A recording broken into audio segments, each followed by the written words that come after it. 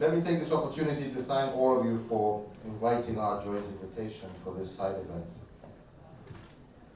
And to tell you that a few years ago, the presidents of Botswana, Gabon, Uganda, Kenya came together at the invitation of the conservation charity Space for Giants and their patron, Lord Lebedev, to combine our political leadership with the leadership of global business, philanthropy, and technical experts to combat the elephant poaching crisis.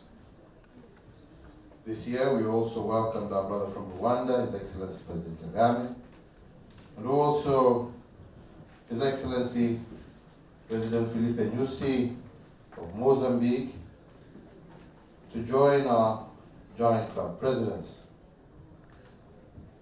The commitment of each of these individuals to build a nature-based economy is indisputable, and I'm proud to announce that through the work of the Giants Club, a huge amount of support from around the world, the elephant poaching crisis is no longer what it was when we started.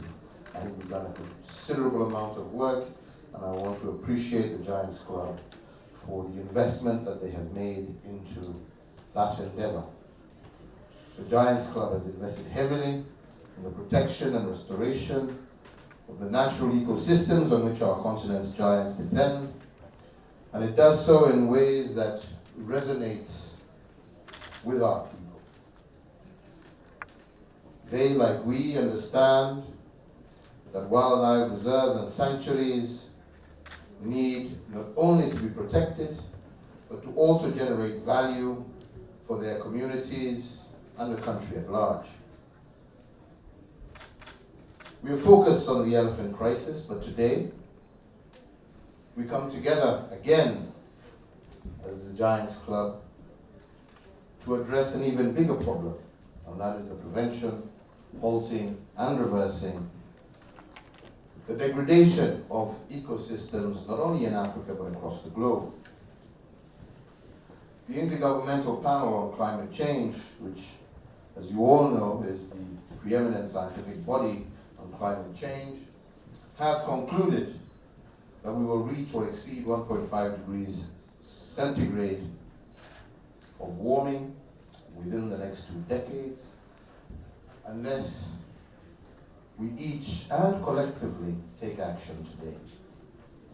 The report finds that our world's priceless carbon sinks are at great risk of becoming less effective at absorbing carbon dioxide as emissions ever increase. Africa, which accounts for roughly 18% of the world's population, contributes less than 4% of global emissions.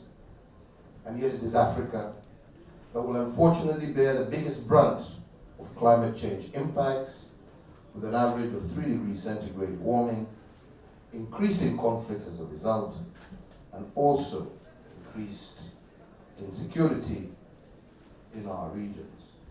Our forests, our savannas, our mangroves and swamps, our coral reefs, and our marine reserves are the carbon sinks of the world.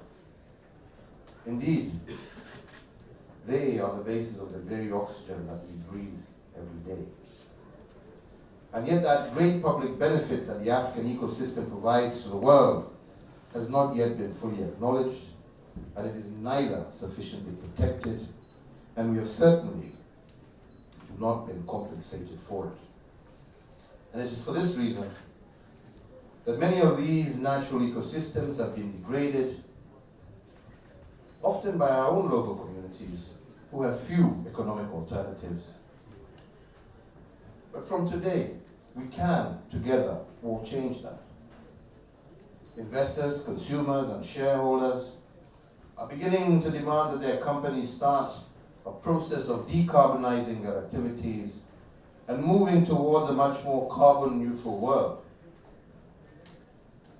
Citizens have spoken out during this Leaders' Summit, on the margins, and even on the streets of Glasgow and Edinburgh, demanding that the world does the same. Through the voices of all these global citizens and all the climate change advocates, I believe there lies a great opportunity for Africa. If these companies and countries were to move towards becoming carbon neutral, they need viable, high-quality carbon credits to offset their residual emissions.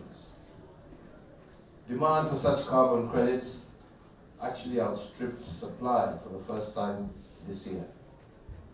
In Kenya, we have an example of giant companies such as Apple and Gucci that have invested in the restoration and the protection of the Chulu Hills and have secured important carbon credits in exchange. So using this example, I believe this is our opportunity. And we must together create an enabling environment to enable the conscientious to invest in restoring and protecting the great natural carbon capture machines that were gifted to us by God and nature. Restoring and protecting these carbon sinks can help also create hundreds of thousands of critical green jobs, drive enterprise away from destructive forms of land use, can help us tackle poverty, combat illegal wildlife trade, and also prevent future pandemics and ensure that the diversity of life on which all depend continues to endure. We in Kenya are currently implementing an ambitious national strategy that seeks to enhance protection of our valued forests, resources, and to develop an additional 2 billion trees for our country.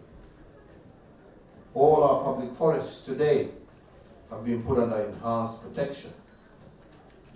Over 1,208,000 hectares of new forests have been gazetted in our country, and 55,884 hectares of encroached public forests have been reclaimed and restored, and the government is creating and expanding urban green spaces in Nairobi, and we plan to move to other urban centers.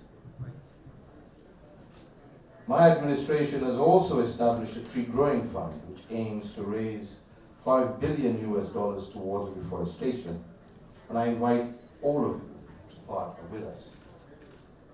We are also committed to the New York Declaration on Forests, which is pledged to halt deforestation by 2030, and the High Ambition Coalition for Nature and People to restore our degraded terrestrial and marine ecosystems in line with the Global 30 by 30 commitments under the United Nations Convention on Biodiversity.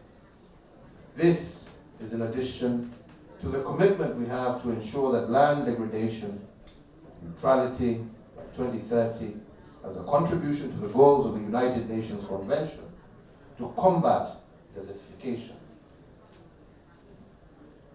However, ladies and gentlemen, today, very little investment goes towards nature-based solutions where the greatest emission reduction opportunities for the African continent exist.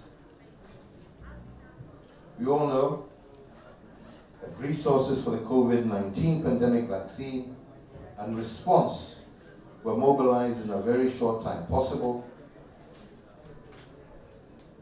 though shared unequally. However, despite this, developed countries have to date, since Paris, not been able to raise the 100 billion required to avert a crisis that is far more lasting and permanent than the COVID-19 pandemic. Yet every year, as we have heard, trillions of dollars are invested in fossil fuels. Ladies and gentlemen, we can change this. And that is why I can say with great pleasure that we are announcing today that we will be working with the Giants Club and it's implementing charity, which is Space for Giants, to build an enabling environment to attract private investment into our carbon sinks. This, I believe, will provide a clear pathway for private sector investors to invest in the restoration and protection of our carbon sinks, ensure that investments are made in a way that generates the highest possible return to communities who live in and around carbon sinks, and generate royalties for our treasuries. Towards this end, I want to recognize the efforts of my dear friend, Adesina, the President of the African Development Bank, who is supporting us in this effort, and who will more broadly also for championing the adaptation agenda for our continent. With these few words, I would now like to also invite my dear friend to say a few words before the representatives of some of my colleagues also come up and say a word or two. I thank you all for attending, and I appreciate your support. Thank you.